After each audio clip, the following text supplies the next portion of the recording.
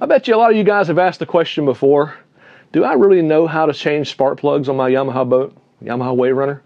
I bet you haven't asked this question. Am I using the right lubricant or heat sink paste when I put my spark plugs in the aluminum head of this engine? Bet you didn't think to ask that question. We're going to ask that question today, answer it, and show you how to change your spark plugs the right way. Stick with us.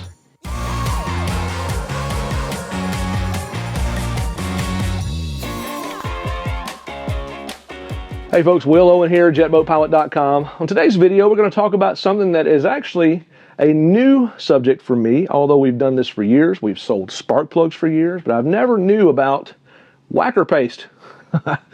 Sounds funny. Don't laugh. Okay, I know what you guys are thinking already. Wacker Paste, it's a silicone, it's a heat sink paste. It's designed specifically for spark plugs that are going into an aluminum head. When people change spark plugs and standard boat guys, regular boat guys that have other types of engines, steel block uses anti-seize, you can use that. But on a Yamaha engine, because the head is aluminum, you don't want to use anti-seize. You don't want to use marine grease. You don't want to use any of those compounds. You want to use Wacker Paste.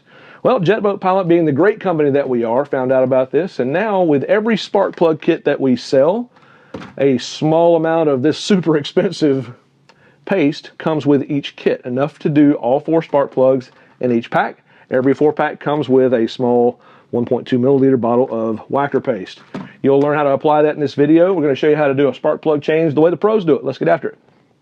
Before we start with the swap out here on our plugs, let's talk about some of the things you're going to need. Obviously, you've already bought your spark plugs from JetBoatPilot. You've got your little tube of Wacker Paste there. You're going to need to provide your own Q-tip, some paper towels. You're going to need to have a work light of some sort. You're going to have a 3/8 socket wrench with a 5/8 inch spark plug wrench, an extension. We use that quite a lot. We need to use a Phillips head screwdriver, number 2 on the bit, and also a 10 millimeter driver here for us to take off the coils. So that's that. Let's jump right into the removal here. Turn my work light down. We've already done some of this work to save time. These bolts here come out with a standard Phillips head number 2. Gonna pull this off. Take our cover and set it aside. Inside, to save time, we already used the 10 millimeter here to loosen these bolts. Be very careful as you remove these bolts. Do not drop these down in the bilge. You may not get them back out. I always take my time with these guys. Also, these are stainless, so if you try to use a magnet, it's not going to magnetize. So you want to be very slow and methodical taking these out. I'll set them right here in this little track. Take our coil, kind of wiggle it a little bit, pull it all the way up and out, set this over to the side. Take our spark plug wrench, come in here, clip it. You're going to feel it click. When it does, break the plug loose. Once it's loose, spin it out. Do this easier if you take the ratchet off. Quite a lot of threads in here, so it's going to take you a second. Our plug is out. See, this plug had previously had Wacker Paste on it over the top here, so this was done by the pros. We'll take this old plug out, set it aside. Take our new plug out for this 1.8 liter engine. These are LFR 6As, NGKs, standard plug. And JetBoatPilot sells this particular plug, quite a lot of these actually. We'll get our Q-tip out. It's best to coat every one of the threads. This one I had already pre-coated a few ahead of time, but I'm going to coat the rest of them. After kind of researching this a bit more, I did find that it's a good idea just to make sure each of the threads has got a coat. It hasn't got to be super heavy, but it is a good idea to coat all of these threads. See how I'm kind of rolling this around with my fingers.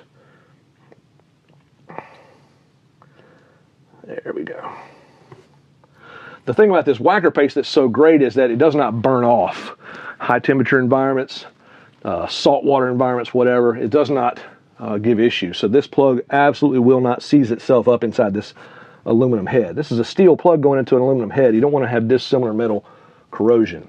All right, put this back into our spark plug wrench. I'm going to put this back down inside and begin the process of threading it back in. When you tighten this down, don't over torque this. This again is an aluminum head. You can strip that head out really easily if you muscle up on it. So come down finger tight at first. Get your ratchet back out when you've done that.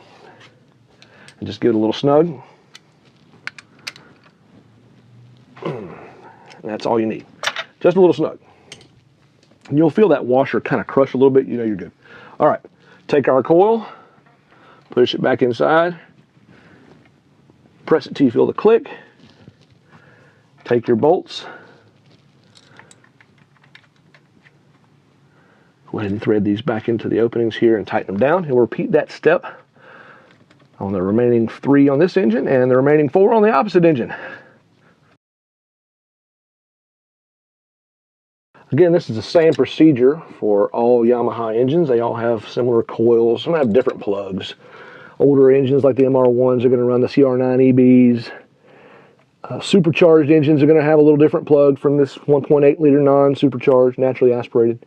I believe you'll see a different plug for the TR1s. Actually, take that back. TR1 is going to run the same CR9 EB plug that you run on the MR1s, so that's similar. But the process is the same. Using the Wacker Paste is the same.